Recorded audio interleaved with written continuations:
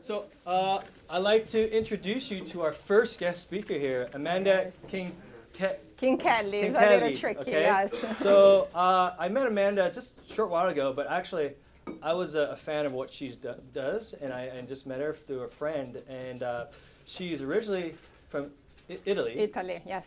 Raised in Brazil. Yes. Living in Orange County, okay?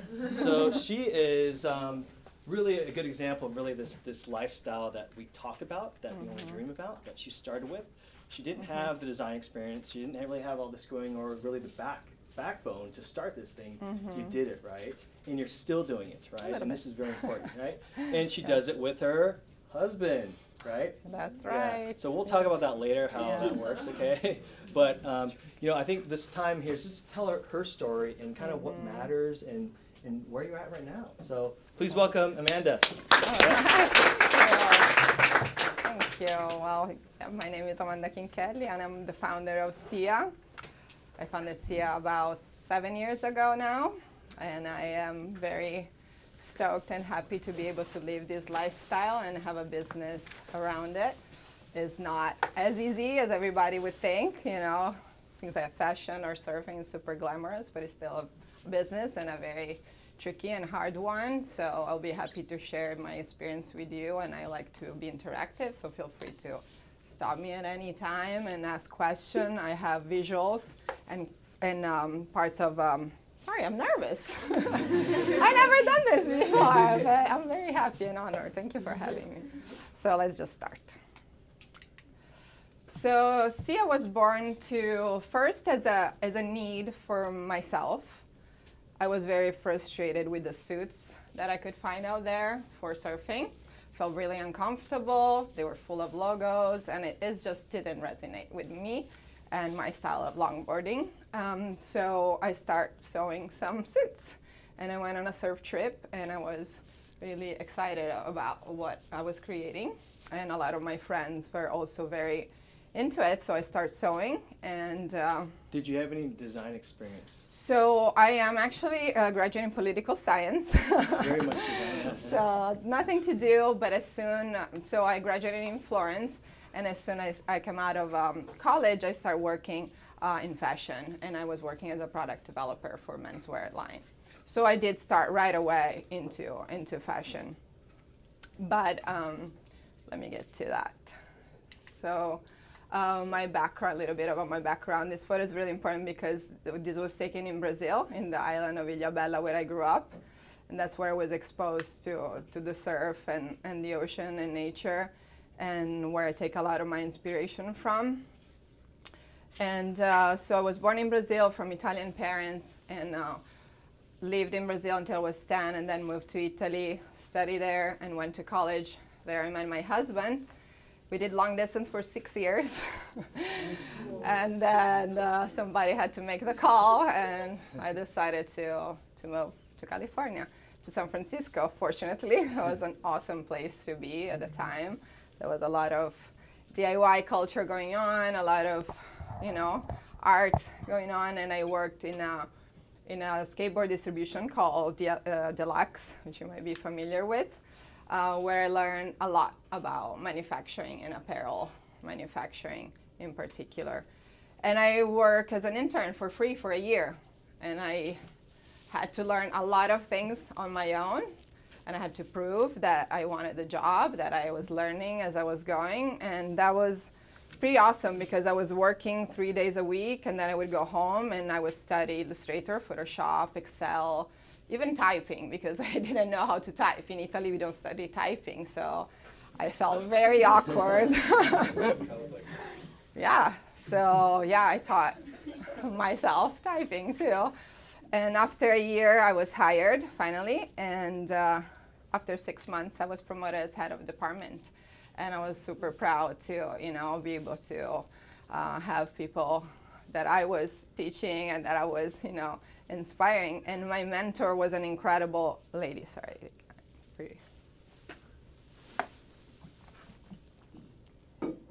Who gave me a lot of tools and taught me how to reverse engineer. So when you get to something that really interests you, just go backwards, you know, like really. So for me it was tech packs or, you know, the line plan in Excel. Just go in there and like play and then really find the way with your hands, getting dirty with your hands. So anyway, I ended up in San Francisco. Sorry, went backwards. Oops. And then from San Francisco, I moved to Southern California because in 2009, me and my husband got laid off. Both got laid off when the economy crisis. And so we went snowboarding for 2 months. Decided to just take 2 months off, went snowboarding, and then he got a job offer in Lake Forest for another skateboard company. I was really sad to leave San Francisco, but I love surfing, and so I knew that there was a lot of good surf down here. And so we moved down, I started freelancing, and on my way down from San Francisco, I bought a serger, an overlock sewing machine, which opened a whole new world for me because I was a sewer, I was a crochet, I love to make things. But sewing with a single needle machine is very different than sewing with an overlock machine, especially you cannot sew swimsuits with a single needle machine. So once I bought that machine, I was able to finally sew my own suits and then go surf. And because in San Francisco it was cold water, so I could surf only with neoprene, when I was down here in San Clemente, I was finally able to wear swimsuits and surfing. So I was testing a lot of the suits that I was wearing. And on a trip to Costa Rica, I sewed a hybrid, a long sleeve one piece that didn't exist at the time. And now a lot of the mainstream brands have a surf suit called the surf suit. And I'm very proud to have pioneered, you know, a different type of swimsuit. And it was not only practical for not moving around, it was, you know, I think beautiful, aesthetically pleasing. Style is important in surfing, so feeling not that you don't, you know, look good, make you also surf not as good, in my opinion. And it's also very important that because it's sun protective. So if you want to surf for 3 hours long, you have to put and reapply sunscreen. And that's not, you know, if you wear a long sleeve suit, then you're good for a solid amount of time. Anyway, this is about the importance of a work experience and learning from your work experience before you start, you know, your own. Sorry, do this again. Short. I only have 3 slides. Maybe this way. Yes. Okay, this is one of your questions. Why do you resonate with the word entrepreneur? Do you feel as an entrepreneur? It's hard because I wasn't thinking about starting my own business, let's say, but I'm a visionary, I'm a hard worker, and I just like to make things happen, like, you know, really getting my hands dirty and absorbing culture, absorbing trends, and just like channeling my love for surf and for fashion. I felt that there was a need for this product, so I created. And another big motivation for me was the expression of women surfing in the surf culture at the time was very much about sex and about like girls looking sexy, and it was not about elegance of women surfing and about perpetrating, you know, what was all about and about the sport. So that was also a very big motivator for me, is to create a brand that was created by a woman, designed by a woman for women. Running a small business. We're a small company. We have 10 full-time employees now, about 5 contractors that we work freelance on projects. And I love being a small company because I see every step of the process. I am hands-on in every step. It's extremely exhausting, but it's also very rewarding. I do from, you know, shopping from vintage textile to line plan of double checking line plan for ordering fabrics, to financial calls, to marketing meetings, and it's a lot. It's a lot, and it's very stressful, but it's also very important when you start to know every step of it and really, I think, control in a sense, because you need to be able to know who you're working with. So one thing, I went to go see her at our office a couple weeks ago, and I walk in, and the energy and the people out there was just so like welcoming, you know? Yeah. And I noticed after I saw everyone, there's no guys there, right? Yes. Okay. So, and I go, hey, is this, and it was that, and that's part of the process. But you want to tell them about, not that you don't like guys, but I'm just trying to go, like, just. Well, like to me, it's important that whoever is sewing our garment, designing our garment, putting the tech back, really understand what they stand for and what they are for. My husband handles most of the operation and part of the financials, so I'm okay with that. But I'm not okay with him, like, designing or the marketing side of it, or how to really market the product, because he does not really wear them or breathes, the whole process. For me, it's very important that everybody that works at Seea stands and share the values of the company. Yeah, that's a really important. You didn't mention everybody was barefoot. Oh, was it?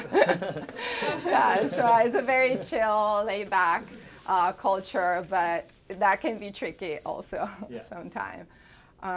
Female entrepreneurship. This is a campaign that we did this year in Saladita, and instead of shooting models, we decided to take photos of ourselves surfing, so that we not only show high level of surf, but also like all.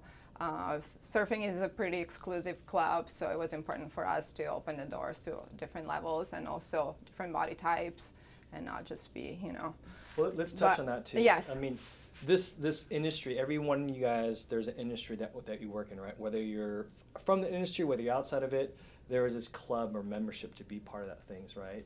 And I think for surfing in general too, this is really, really critical too, because not only she comes from a perspective of her point of view, but really the betterment of really this whole culture that is really close to a lot of things you're doing too, right? I mean, one, you're showing the lifestyle. You're not showing the pinnacle best. Right. You're kind of showing aspects of what makes up this lifestyle. Right. Extremely important. Yeah. You want to be able to, inspire your audience, but also feel them part and involved. And, about female entrepreneurship, is really to say, and the challenges or the opportunities. I would have to say that I never experienced any challenges, fortunately, probably because the brand is mostly created by women, for women. But if we were, maybe on a different type of business, I know and I'm aware of the inequality, especially in leadership. I think there was a statistic on Fortune 500 that says that there's more CEOs named James than women CEOs of any name. So that's pretty tricky. So to me, it's important that Seea also becomes an inspiration for women entrepreneurs. And so I really encourage you to, be voice and be, encouraging, because it's hard. It's really hard. It's hard because I have a daughter too, and I would like to spend time with her and family, and it's definitely harder. I mean, you told me that your wife is okay that you work 10 hours a day, right? 15 hours a day. 15 hours a day, yeah. She's not okay with it. She is. Oh, okay. She said she knows, but maybe she's not. Sign up for, it's a struggle. But Yeah, my husband is not okay with that, and we'll get to that after. Okay, this is very, very important to me. Since day one, I decided to manufacture in California, in the U.S. So our sewers are in LA and Santa Ana. That was a practical decision because I could go and talk to the sewer, so have more quality control over the product, but also because I really wanted to support the economy, because it was, remember, the 2009, 2010, so that was when the economy crashed. So I felt very responsible as an immigrant too, to give back the opportunity, and it was really cool to communicate with them in person, because when I was working for Deluxe and as a freelance designer previously, all the garments were done overseas. and it's super tricky. The communication and the barriers are really tricky. It's important to go see them in person, so I wanted to really be hands-on and be in the sewing, room and being present. That local manufacturing is sustainable also for the footprint. We use about 70 to 80% recycled materials. Sustainability is a very overwhelming, confusing world, and there's no perfect answer. There's no exact right way to do it. So the only way is to keep getting educated and tackle one thing at a time. At the moment, we decided to tackle waste as the problem and use waste to create textiles. So that's why 70 to 80% of the textile are recycled. We hope to be 100% recycled by 2021. So just hold up there too. So made in USA, 99, now how much percent is it? Pretty much. Oh yeah, everything. well only neoprene. So we have Ulex, which is our natural rubber neoprene, is made in Thailand. So it's but with a fair very, trade factory. Yeah. Anyone in manufacturing, anything, it's just the aspect of actually creating something here. It's how I started. It's how you live, right? It's very important, and it's not the bottom line. It's what you believe in, the community. Right. Yes. It's about creating that, and really the importantly sustainable methods of doing this stuff is really, really important for this. And it blows my mind how challenging it is, but it's that aspect of really what makes you up, right? Yeah. Has anyone had chances of making things here and doing it and be part of that process? Well, yeah, of course, right? Yeah, it's a lot harder to make things here. Even in California, there's extra challenges making things in California. More expensive, yeah. But it's also where you are, so then there's you can touch and feel the product with the people making it. So. Right time. Do you have a sense of responsibility just because you're from here that you do that stuff, or is it kind of like whatever makes sense for the business, or what? It's a little bit of both. Yeah. Like today I had lunch for 2 hours with my biggest supplier, and if they're on the other side of the country or in Milwaukee or something, that might not be that easy to do, and they might not care as much. Yeah. Because I don't call them once a month to check in. Yeah.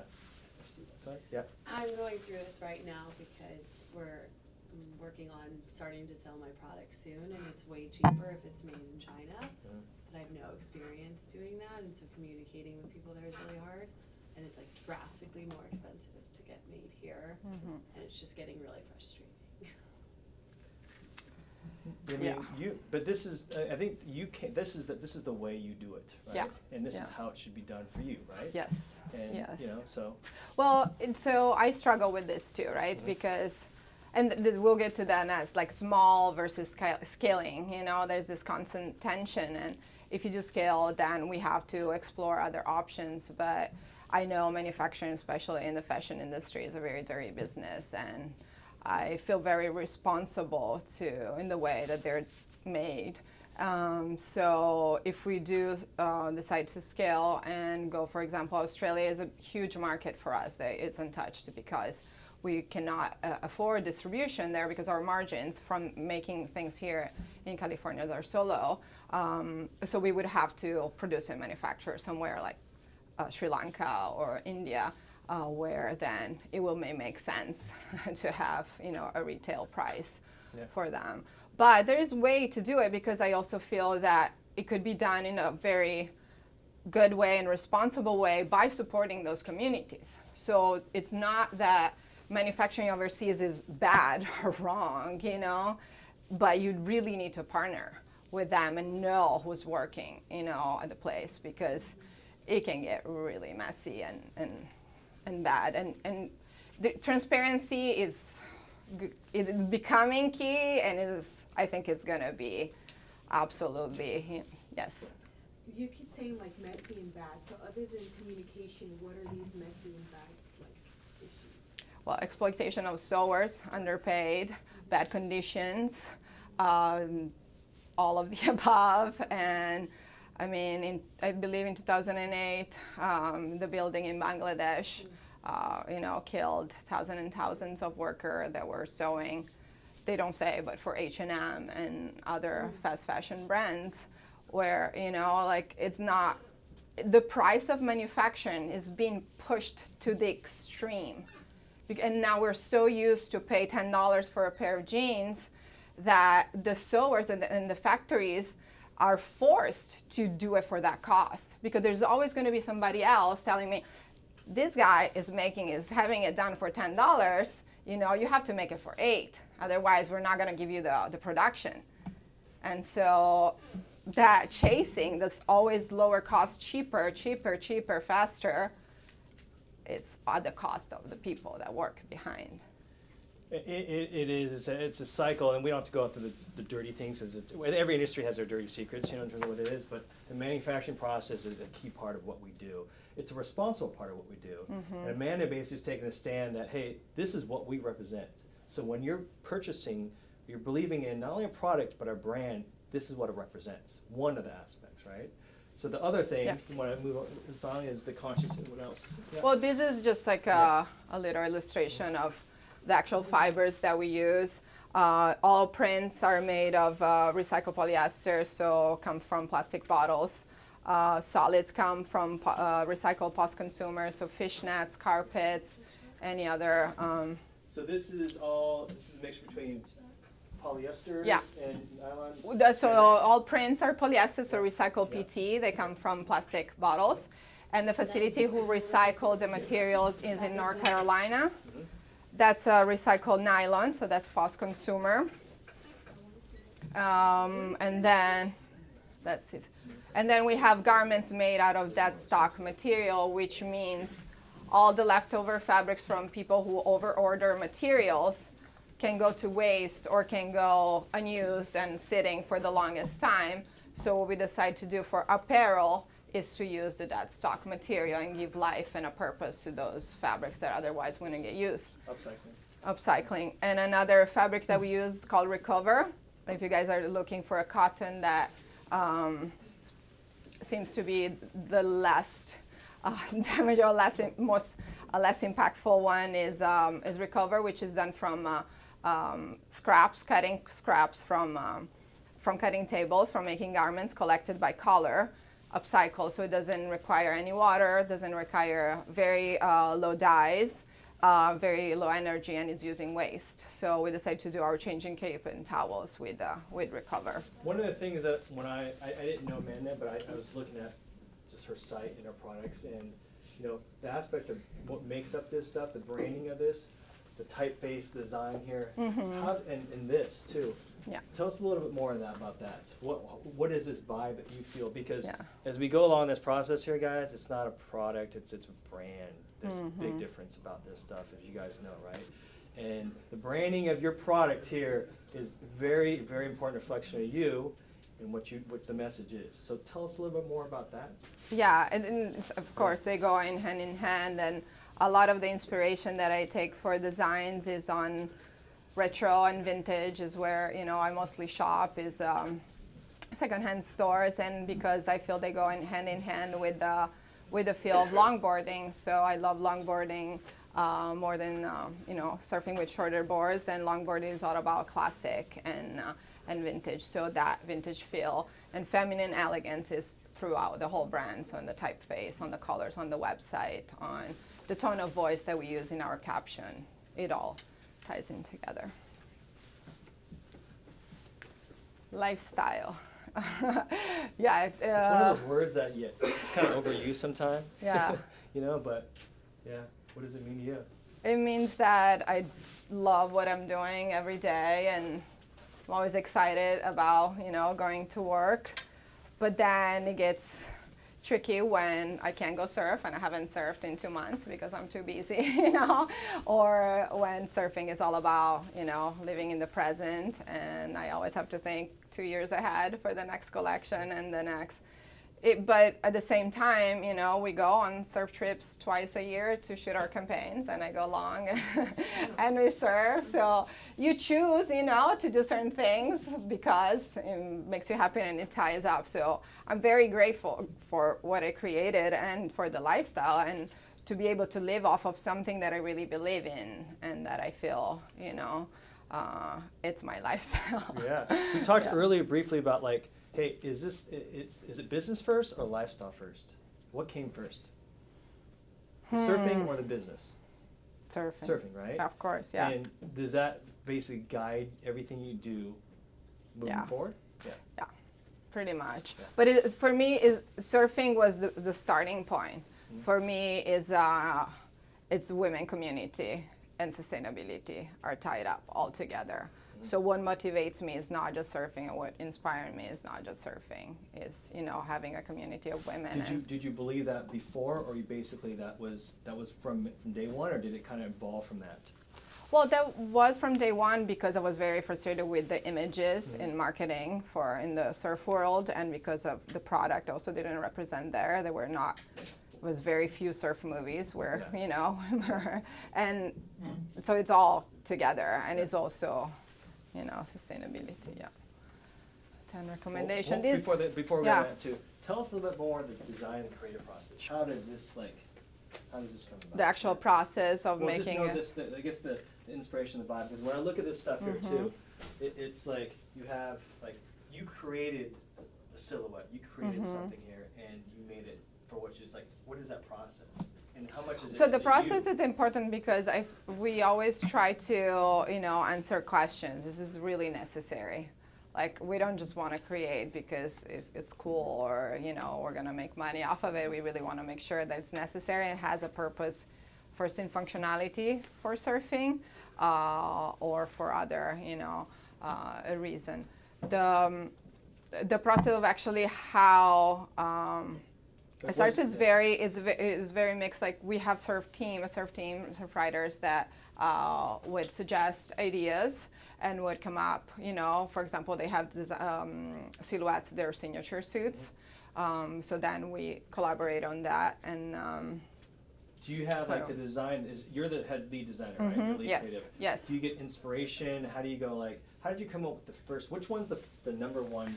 This one is the number one and probably still the best seller. Sorry, I surfed in that one a lot, so it's. What is this called? That's called the Hermosa. It's called now the surf suit, but it was like a mix in between, a rash guard and a one piece. So it was so that it didn't move while surfing. Yeah. So, what was the breakthrough in this? The breakthrough was the long sleeves and the functionality of not moving around. So, for example, the seams are attached. The lining is attached to the seams, so it doesn't move as much when you're laying on the board. Long sleeve, again, is for sun protection. No zipper in the back because zipper can get uncomfortable and a lot of returns from, breaking the zipper. And then how about the color palettes? I mean, tell us, in fashion, how does it work with this? Do you have color stories? Do you have inspirations? Yeah, every season is different. I mean, we make mood boards. I'm sure it's the same when you were working. We make mood boards or a theme. That was this collection. The theme was grandma's on vacation. So we got a lot of inspiration from, my grandma's old closet. I can see the mood board from there. Yeah. The grandma's on vacation. Yeah. And we shot the collection in a very old school hotel in Waikiki. So yeah, every season is different, but prints definitely come first because textile are the ones that take the longer to develop and make. And while those are sent out, the prints are sent out to the vendors, then we work on silhouettes and we sew all of them in-house. So we make patterns in-house. We invested in a digital pattern making software a few years ago, and that was an incredible investment that we did. It was scary at time, but for the investment, but now we have a library of patterns that is just tweaking. So we have blocks that we start off, and then we can just tweak based on where we come up. And then again, we sew the prototype in-house, and then we send it to the factory together with the pattern and the fabrics and the tech pack. So let me ask you, before class I was telling me my creative process. Yeah. Everyone has their own creative kind of weird process. Is there something that gets you in the mode hey, I feel creative? Every time is different for me, very much different. But it's, I have a big pin board next to my desk, and there's usually one thing that leads to everything else. And because we have 4 deliveries, we try to keep it consistent. And so I have 4 different areas, and then areas, and then one print per area that then it's gonna, you know, get inspiration to the rest. Sometimes it's a place. So when we shot in Brazil, it was a lot inspired by Brazil and my roots and my childhood there. And sometimes it's just, you know, a feeling and something from your closet that will lead to it. Does anyone here have this thing that just makes them click? Like, I'm in the mode to have that experience, that creative kind of mojo. You know, yeah. 3:30 beer. Yeah. Yeah. And then you just start it just starts flowing. Yeah. Mm-hmm. Yeah. You know, it's weird and it's different from everyone here too. Some people who's not creative, they go, hey, dude, it's not me. Anyone feel like that way? So we're all creative, right? Mm-hmm. Okay. Okay. So your go ahead. Yeah. Recommendations. Well, yeah, it's. Yeah. I mean, a lot of these are gonna sound cliche, but they're all true to me, and so I just wanted to share them. But yeah, it's pretty tough out there, and it's so just like be really conscious on what you're leaving. If you're leaving a job, or if you're leaving your family, or whatever it is that you know are leaving behind to start your business, and really measure the pros and cons, because it's pretty hard, especially now, and there's a lot of competition, and just do a lot of homework, you know, before. And I think care is really, really important, and really put a lot of your soul and your love in what you do. That's going to be the most rewarding thing ever going to be. And the people treat everybody with respect, because that's really going to always return to you. And what you put out there, think about where it's going to end up in the planet. On this regard, we're trying to work on a circular system for our suits. So not only we work with recycle, but we're going to move into polyester only, because polyester is way easier to be upcycled mechanically and less spandex. So the goal is to then collect all the suits back and send it to the same facility where we get recycled plastic to become then upcycled again into new materials. So the end of where the product is going to be, it's very, very important. And then, we talked about this one, but like everything that you learn or that you can learn from anybody, from your parents, for all their work experience, is going to always be important. Your team, collaboration. You guys were talking about collaboration and brand collaboration. For us, was really, really important we did a collaboration with Vans on the second year that we were in business, and that really made us, you know, become recognized. And how did you do that? Like, did they come to you? Yeah.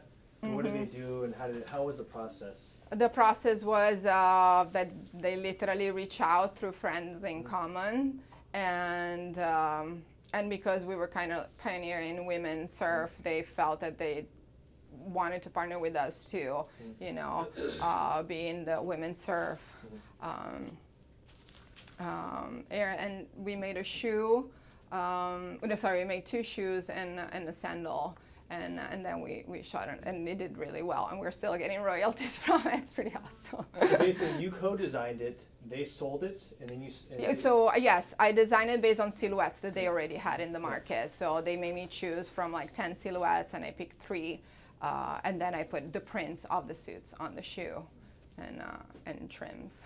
Yeah, so the aspect of that was they came to you, they wanted to expand it. It brought marketing and brought notoriety, brought some money into. Is that something you want to continue with too, or is it with? Yeah, I think very thoughtful, like you said, being very thoughtful with who you partner with is important. But yeah, I truly believe that. Also because we're an extreme niche business, so it's, sorry, go ahead, yeah. When you took this approach of collaboration, Yeah. how much say do you have in like the sourcing of materials and staying true to your values and using this, you know, recycled material? Can you still do that when you're partnering with a big corporation like PF and Vans? So, yeah, at the time we didn't have anything saying about the materials. Actually, no, I'm wrong. One shoe was in hemp, was in hemp cotton, and then it shows that. but they have the library of materials, so it's pretty technical too. So yeah, you have to choose from their materials, but it's pretty awesome. They have an incredible library, so there's a lot to choose from. So I had very, very much of a But you broad choice. honored your core in terms of making sure you pick the right materials Yes, and whatnot of too. course. I think Yeah. that you know, like the VF, you know, and all these Yeah. other aspects of what they believe in. Yeah. They reached out. This is a marketing kind of Right. project, right? Right. And it's probably not tons of revenue, but you're trying to gain some, you know, notoriety too. But yeah, that's very important because sometimes you work with other partners, the whole message kind of gets jumbled up, right? Yeah. And I think it's very important in terms of who you work with. But in a case like this, I'm sure Vans did a lot of the heavy lifting with legal and all that stuff, and they just Oh yeah, big time. Yeah. I mean, it was like our 3rd year in business. Yeah. So, So I had no But it helped, clue. right? But it Yeah. definitely Okay. helped. Yeah. Yeah. But I think if they want to partner with you and you have that as your foundation, they want to, you know, share the value, and so it definitely should be easy. Yeah, I think that's, you know, have the strong vision and the core and the DNA and have this value, and then really like make sure they are like consistent throughout the whole process. Listen, to me it's very important because I work with my husband, so we don't agree very often. But it's important that I listen to what he has to say, and having a partner, it's very important, I think. It's Does important to anyone recognize. have partners in a business? And have the partners worked out good or bad for anyone here? Both. Good so far. Yeah. So far. Anyone not so good? Yeah. Well, not so good just because, I mean, right? I mean, because you share basically, he does operations, it's like you do the Finance. creative, right? You know? Yeah, yeah. So it goes both ways, you know. But how is For it sure. like with this, you know, significant other partner? It's very hard. Well, it's hard because I kind of dragged him into. My vision is not that he decided with me to start a business, you know. He saw that he was doing, you know, okay, and the reaction. He was a salesperson for a skateboard shoe company, and once he went on a sale trip with me and he saw the reaction from the store, that's when he decided to join, because he saw how like people were really stoked, and he thought, you know, that we were into something good. But you know, that's not, he's not an entrepreneur. He does not love owning his business. Again, he's kind of dragged into it, and I never stop. So that's really hard. It's finding the balance and like not talk about the next, you know, photo shoot at dinner or, yes. From a legal perspective, does he have equity in the company? Yes. Or is he just an employee? No, he has equity, yes, Good yes. question. Good question. Absolutely. So that's very important. So when you share, you know, when you have a partner, that the distinction is going to make a very big difference for sure. I'm the same. And what about the price range of the? Yep. So this retail for $150. They go about, so our Ulexo neoprene, which is natural rubber, is $225, and then $150 to $80, and bikinis are $60, $50 So retail. $150 for your star product. Yes. And you know, when you guys look at this, you're like, what do you guys think?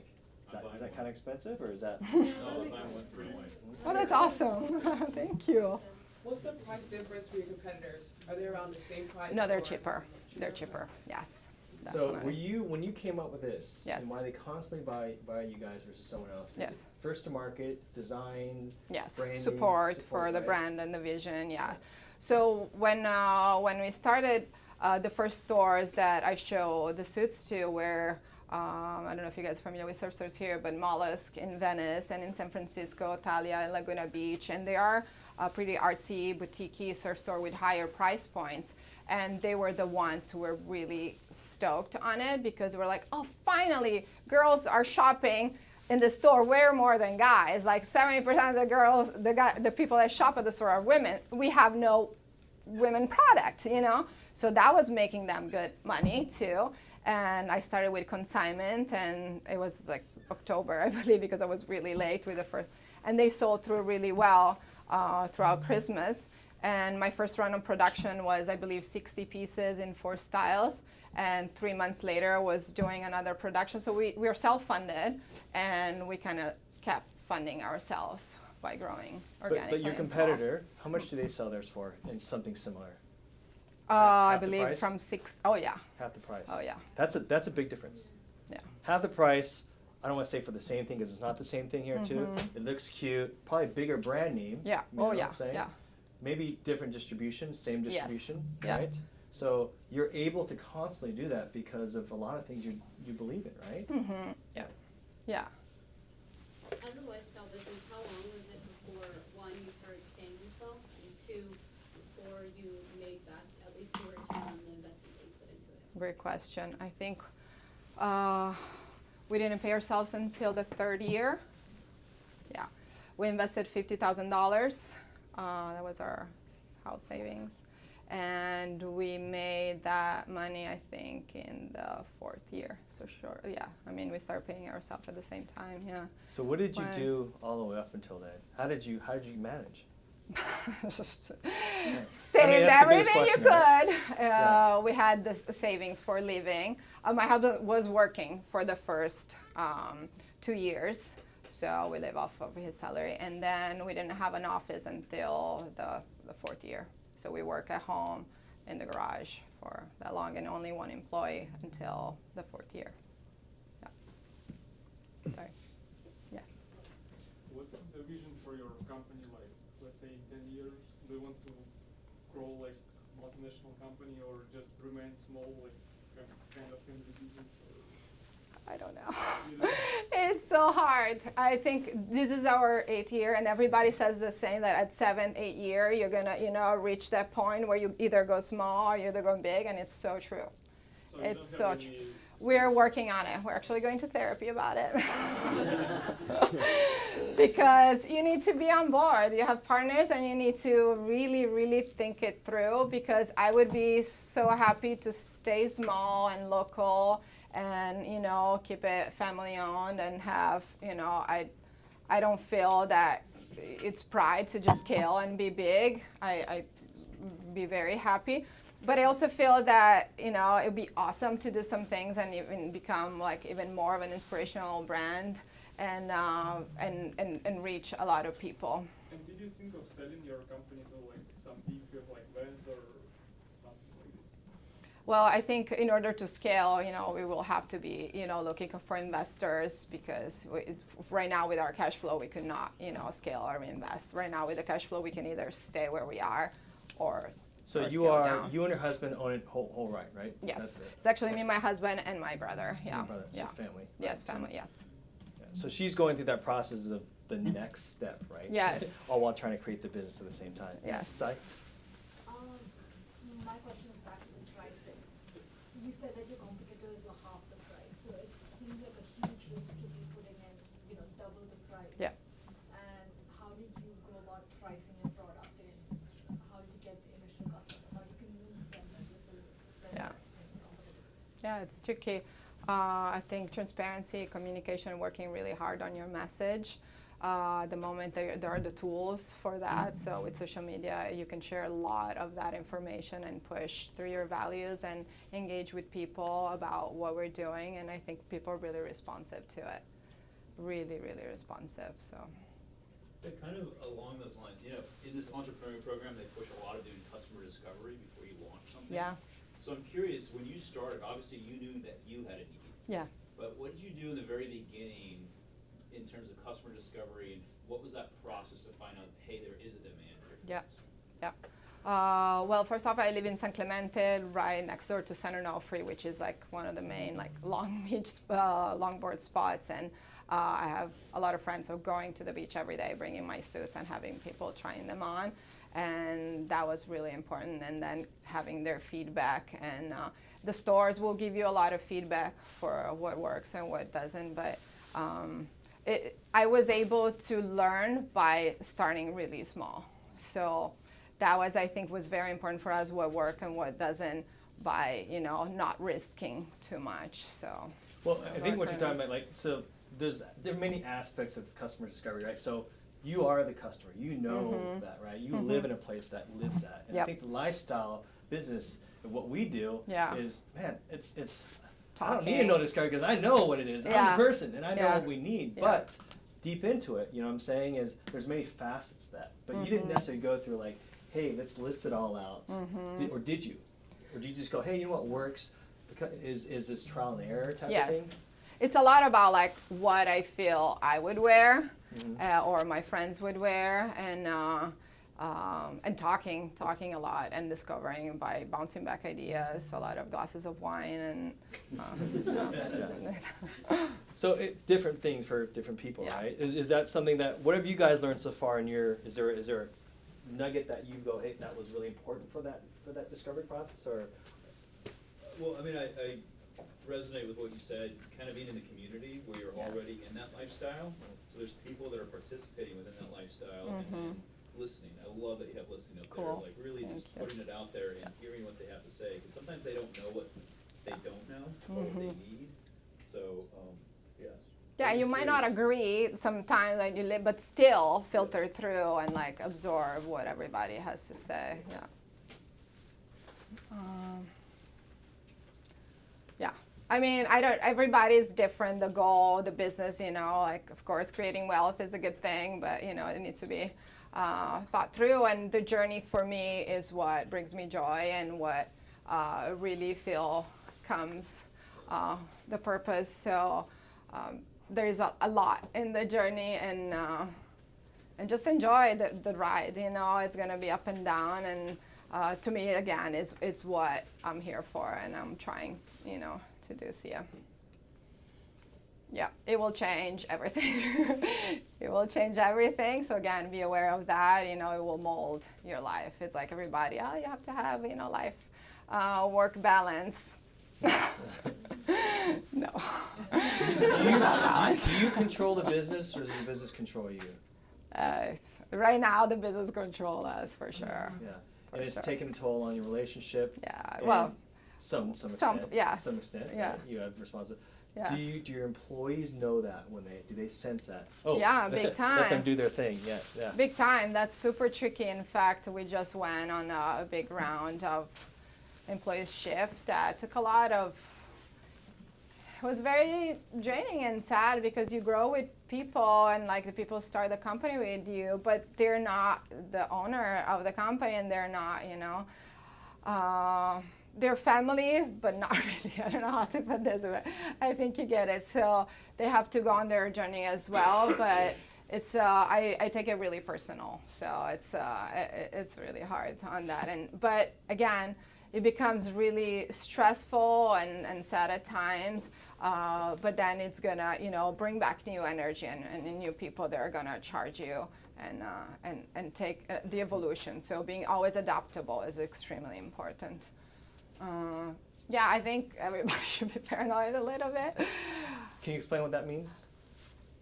It's the risk, evaluating the risk, and really, trying to work as hard as you can, and think of all possibilities, and think that it can go wrong. And yeah, and of course, like even if you're a creative, it's very important to work on the financial and on the numbers. Is that's Yeah. not your thing? It's not my thing, but I do it too. And I did it in the beginning, and now I'm being more involved because I think I delegated a little bit too much, and then I couldn't really criticize something that I wasn't involved or working towards. So yes, that's my goal. Yeah. Any questions for her? Any other questions you guys have? Yep, stop. I'm not sure of mindset in the very beginning, the first couple of years. Yeah. When you guys weren't selling much and, Yeah. the money was tight. Yeah. But you just kept going and kept doing it. Like, I would love to understand that mindset a little bit more. Like, what Yeah. kept pushing you? What kept you moving forward despite, like, the self-doubt and comparing yourself to Yeah. the brands who are already out there and huge? Like, why did you keep doing it? I think the reaction from people, from the customer, from the stores, and everybody was so pumped. Everybody, not just girls in the surf industry, guys. Like we would go to the stores. And the buyers at surf stores are mostly guys. And they would tell me, like, this is so awesome. There's such a need for this product. Keep doing it. And that's when you take a leap of faith and the risk that everybody talk about, starting your own business. That's where you like really try. And we didn't have kids at the time, so it was also like the right time to do it, where you're like, if we lose it, we'll just go work for somebody else. And we invested that money, but I never lost faith, and I never thought that it couldn't work. And then there's always going to be something that is going to motivate. If it is the collaboration with a big brand, the nomination from some awards, and or just really the girls at the beach who like come and hug me. You changed everything. It's like little things, very little things. Yeah. And if you had a chance to go back, what would you change? One thing? Yeah. I think having an office, I would have done that earlier. That was not good. Yeah, that was like even more.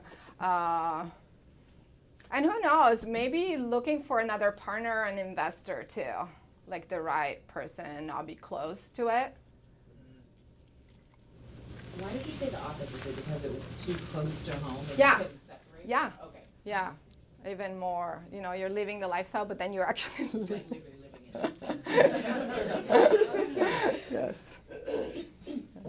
So, is failure an option for you? Meaning stopping and doing something else? Yeah, no, I'm I don't So say that's failure, another but maybe thing. like, Well, I don't see it, but it's definitely a risk. And again, I am happy and humbled to learn from mistakes. And I would be definitely sad to not have this, because I truly believe it, and it's so part of me right now that I could not see it doing something else.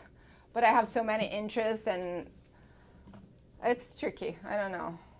I don't have an answer, answer for that. I mean, you have a lot of unique things going on, right? Mm-hmm.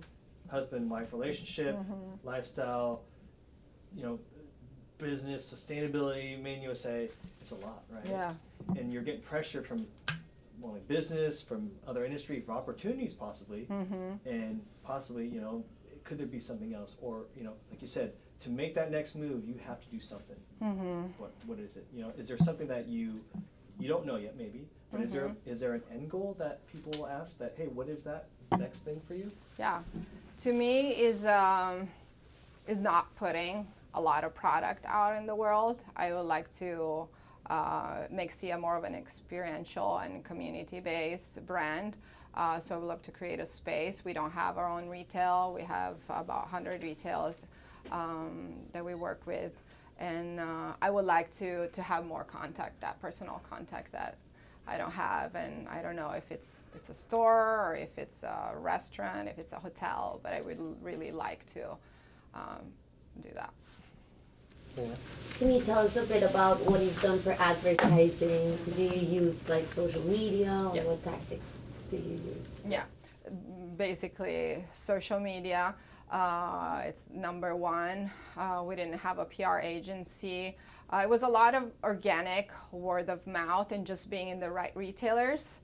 The retailers that I mentioned before, Mollusk and Thalia, they are places where other stores go and shop and look for ideas, and that opened up Japan to us as a huge market, which was awesome, was very, very awesome. And Japan, it's pretty high into quality and fashion, and so that also, the press in Japan led to then other opportunities. And then partnering with the right retailers. Right now we are at REI and Anthropology, and so those retailers then are what are bringing more customers to us. But social media is like number one. Yeah. Sorry, and newsletters are actually another one that we work really hard because we see the return. Yes. So you spoke a lot of environmental responsibility, like your personal thing. But do you think your customers, like, they more like your style and everything shape of your products, or like environmental thing is a big aspect of their choice as well? I think they go hand in hand. Like our customer, it's a woman. It's it's actually a pretty wide range. We did a market research. We go from like 20 to older 50s. So it's awesome. It's a niche with a very broad range. But every time we see it on posts, when we talk about inspiration, we get really good feedback. When we talk about sustainability, we get even more feedback. So I think they go hand in hand. Like you couldn't have just a sustainable, piece of clothing or product without having it look, I think, good or a quality, So like it's kind of one of your drivers, right? Yeah. Yeah. One last question. Can you talk more about the newsletters? Yeah. Newsletter take up a lot of effort and time because they have to be, we don't like to be too product focused, but you want to, show the product and have it click and market. And we send once a week. And we, depending on the product that we have of the moment, we feature that product or the story behind it. We do one blog post a month, and then the newsletter would be about the blog post. It would be about, this week is going to be about the dead stock fabrics that we're using for apparel, or recover and the benefits of using those materials. But then there are cool shots that we took in Saladita of us there. So it needs to be very visually pleasing because otherwise people are just like not even going to look at it. And then it has to have a message, and we see that it brings a lot of traffic, and actually people buy from what we post, so it's important. How difficult it is to find sustainable materials in the market? It's difficult, but it's coming a lot easier and a lot price friendly. Like the technology, it's advancing so quick, and it's such a good market for fabric suppliers to be investing on, that when I go to trade shows are extremely important. If you are some trade shows. Are you in the apparel industry? No, I've been working actually in a project related to fashion and sustainability for another class. And stepping back to the customer discovery process, I realized I was like deep diving into the entire world of sustainability in fashion. And I was considering both perspectives. And I realized that a lot of young people actually don't really care about plastic bags or plastic packaging. And I wanted also, from the other side, understand how easy it is to find sustainable materials, because most probably there is not a real technology yet available to substitute plastic with You're talking about packaging or fabrics? Both. Also, in your case, maybe more fabrics. So in case of fabric, it's very tricky because there is a lot of greenwash. So people are gonna push the message of sustainability when it's truly just a marketing tool. Getting educated, and there is an awesome magazine, online magazine called Eco Textile, where it has everything you need to know. You can literally spend days and days going to seminars. An amazing place to go to is the Outdoor Industry Association site, which is, and they have a trade show in Denver in the winter and the fall, and they have during the trade show they also have suppliers where you can find, and the suppliers that they have there are. So Carl, we'll go over that stuff. We'll probably talk a lot, and there's a lot of areas going there too. But I had one last question: is you talked about a female entrepreneur, and you talked a little bit about your background about not being from here too. You haven't witnessed any issues of being female in this business here. What about being not from this country and English is your second language? Now, you're pretty assimilated here, but did you have any experiences that were good or bad that helped it, or not noticeable? Did it help? I think only good because I speak Spanish, so I speak Portuguese, Spanish, Italian, and English, and Spanish was the one that I needed to talk in order to talk to the factories. So in that sense, it helped a lot, and I think I don't know really. I think having an accent helps. Depends, if you work in fashion.